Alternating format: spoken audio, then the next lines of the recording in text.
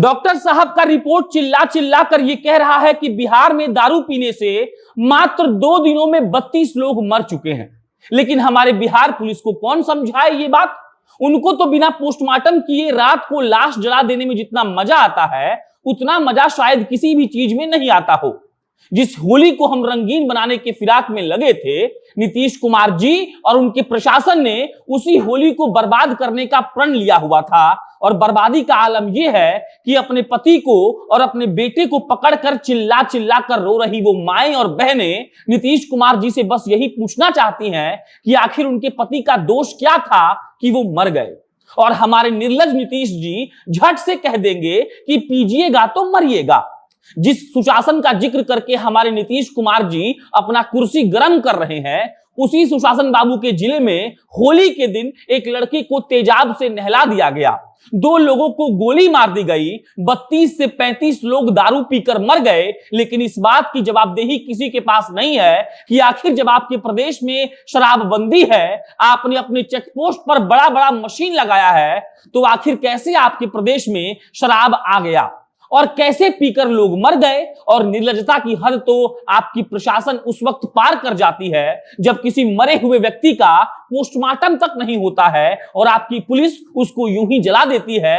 और जिसका हो जाता है और ये प्रूफ हो जाता है कि वो जहरीला शराब पिया था और उससे वो मर गया, तब आप लोग ये कहकर पल्ला झाड़ लेते हैं कि दारू पीने से तो मना किया गया था, अब आप पीजिएगा तो मर जाइएगा। ऐसे निष्ठुर बयान और ऐसी खून वाली होली नीतीश जी को मुबारक रहेगा। और अब नमस्कार, मेरा नाम प्रशांत राय है और आप जनता जंक्शन देख रहे हैं। हमारी बच्ची पटना में अकेली रहती है और जॉब भी करती थी, परंतु अभी जॉब छूट गया है। और इस बीच उसकी तबीयत जो है बहुत ज़्यादा खराब हो गई। हनुमान ऐप के माध्यम से उसे जानकारी मिली और हमारे आने तक यानी कि ऑपरेशन तक सारा देख रेख हनुमान ऐप के थ्रू हुआ। धन्यवाद हनुमान। कहा जाता है कि जिस चीज की इंसान को आदत लग जाती है वो उसके लिए आम हो जाता है। और हम पत्रकारों के लिए ये बात आम हो चुका है कि बिहार में रोज 4-5 लोग दारू पीकर मरेंगे। इसीलिए हम लोगों को दुख नहीं होता है और हम आकर खबर सुनाने में लग जाते हैं। 2 दिन में भागलपुर में 1 दर्जन लोगों की मृत्यु हो चुकी है। पुलिस इस बात को स्वीकार नहीं करेगी, लेकिन इंटरनेट पर वायरल हो रहा वीडियो जिसमें हम ये देख सकते हैं कि किसी के चड्डी से दारू निकल रहा है तो किसी के आइसक्रीम के ठेले से, तो सवाल उठना लाजमी है कि आखिर पुलिस क्या कर रही थी। उसके बाद बांका और मधेपुरा का जिक्र होना जरूरी है, क्योंकि अपने बेटे के लाश को लेकर जब वो मां चिल्ला चिल्ला कर रो रही थी और ये निष्ठुर सरकार कुछ नहीं कर पा रहा हो, तब आखिर सवाल क्यों ना पूछा जाए अपने मुख्यमंत्री साहब से कि मधेपुरा और भागलपुर का जिक्र छोड़ दीजिए। आपके पटना के किसी इलाके में दारू बन रहा था, कई महीनों से बन रहा था और आपके पुलिस वालों को पता भी नहीं था। अरे हुजूर, हर चौक पर अपने थानेदार और हवलदार को खड़ा करने के बाद भी अगर आप स्प्रिट का खेप नहीं पकड़ पा रहे हैं तो ये इस बात का सबूत है कि आपके पुलिस वाले दलाल हैं।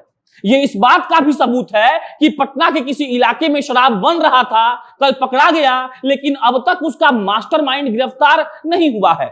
इसमें हम और आप यही समझते हैं कि जिस तरीके से बिहार में माफियागिरी को आप लोगों ने बढ़ावा दिया है, जिस तरीके से आपने अपने नेताओं के माध्यम से एक पैरेलल इकोनॉमी खड़ा किया है, वो बिहार को बर्बाद करके ही मानेगा। 3 दिन में 32 लोग का मर जाना अगर आपको झकझोर नहीं रहा है और अब भी अगर आप इस बात पर टिके हुए हैं कि बिहार में दारू बंद है, तो सच में आपको अपने दिमाग का इलाज कराने का जरूरत है। भागलपुर में मृत के परिजन चिल्ला चिल्ला कर ये कह रहे हैं कि दारू पीने से हमारा घर वाला मर गया, लेकिन पुलिस वाले इस बात को स्वीकार नहीं कर पा रहे हैं। और असलियत तो ये है कि अगर वो मान लेंगे कि दारू पीकर लोगों की मृत्यु हुई है तो भाई साहब लोगों की फजीहत हो जाएगी। और इसीलिए उनको जला दिया जा रहा है और कहा जा रहा है कि टीम गठित करके जांच की जाएगी और अगर ये सच पाया गया तो 200 दोषियों पर कार्रवाई होगी।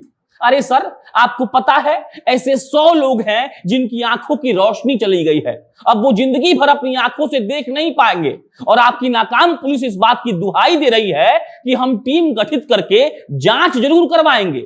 अपने दरोगा साहब को कहिए कि अपना आंख उस लड़की को दान कर दे जिसकी आंखों की रोशनी चली गई है। अपने मंत्री साहब को कहिए कि अपनी संपत्ति का आधा हिस्सा मरने वाले के परिजनों में बांट दे।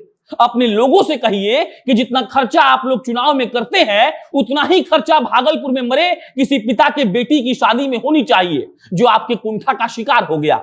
आप में हैसियत नहीं थी दारू बंद करने की तो आपने उसमें हाथ क्यों लगाया, और अगर लगाया तो कैसे स्प्रिट पटना से पकड़ा जा रहा है। आपकी पुलिस में इतनी ताकत नहीं है कि बिहार की राजधानी में स्प्रिट आने से रोक सके, तो हम अन्य जिला का बात नहीं करना चाहते हैं। दौड़ा दौड़ा कर आपकी पुलिस वाले को गांव वाले मार रहे हैं और आप कहते हैं कि बिहार पुलिस की इज्जत है। आपकी पुलिस कहती है कि मधुमक्खी के काटने से किसी आदमी की मौत हो गई और आपको लगता है कि बिहार पुलिस की इज्जत है। आपके राज्य में होली के दिन 32 लोग मर जाते हैं और आपको लगता है कि ये सुशासन की सरकार है। लालू यादव के जंगल राज का दिन याद दिलाकर, किडनैपिंग का याद दिलाकर आप लोगों से वोट तो ले लेते हैं, लेकिन हुजूर जिस तरीके से आपने बिहार को मारने का प्लान बनाया है उस प्लान को हम लोग सफल नहीं होने देंगे। हम पूछेंगे सवाल आपके मंत्री जी से कि ड्रोन और हेलीकॉप्टर उड़ाकर शराब पकड़ने का जो आप ढोंग कर रहे थे वो क्यों नहीं हो पाया। हम पूछेंगे आपसे कि जब आप इतने सशक्त मुख्यमंत्री हैं तो 2 दिन में 32 लोग कैसे मर गए। जिस राज्य में पिछले 6 साल से दारूबंदी के नाम पर करोड़ों रुपए बर्बाद कर दिए गए, सारे संसाधन और पुलिसिया फौज को इस बात पर लगा दिया गया कि आप चेक करिए कि दारू कहां बन रहा है, कैसे आ रहा है, कौन बेच रहा है, कौन पी रहा है। अगर उस राज्य में एक दिन में 32 लोग मर जाएं तो उस मुख्यमंत्री पर सवाल क्यों नहीं उठना चाहिए। और क्या उस मंत्री और मुख्यमंत्री का हक नहीं बनता है कि वो जनता के सामने आकर इस बात का जवाब दे कि कैसे वो लोग मर गए। इस बात पर क्यों नहीं चर्चा होनी चाहिए कि हमारे मुख्यमंत्री साहब फेल हैं और उन्होंने बिहार के संसाधन को एक ऐसी चीज में लगाया है जो बिहार के विकास को रोक रहा है, लोगों को अंधा कर रहा है, लोगों को मार रहा है, माफिया बनने पर मजबूर कर रहा है, पुलिस की इज्जत को ताक पर रख रहा है। और इतना सब के बावजूद भी अगर हमारे मुख्यमंत्री साहब अपने जिद पर अड़े रहेंगे, इसका मतलब यही है कि बिहारियों से उनको प्यार नहीं है। जिस बिहार ने उनको 16 साल से मुख्यमंत्री बनाकर रखा हुआ है, उस बिहार के साथ ऐसी बेईमानी क्यों कर रहे हैं? क्या वो इस बात का जवाब देंगे? क्या वो हमें बताएंगे कि आखिर हम बिहारियों की गलती क्या है? और इन्हीं सारे सवालों के साथ आपको छोड़कर जा रहे हैं। उन 32 लोगों को याद करिए जो मर गए, और फिर याद करिए हमारे मुख्यमंत्री को जिन्हें इस बात से कोई मतलब नहीं है। बाकी शराब बिहार को कैसे बर्बाद कर रहा है ये हम बताते रहेंगे। धन्यवाद।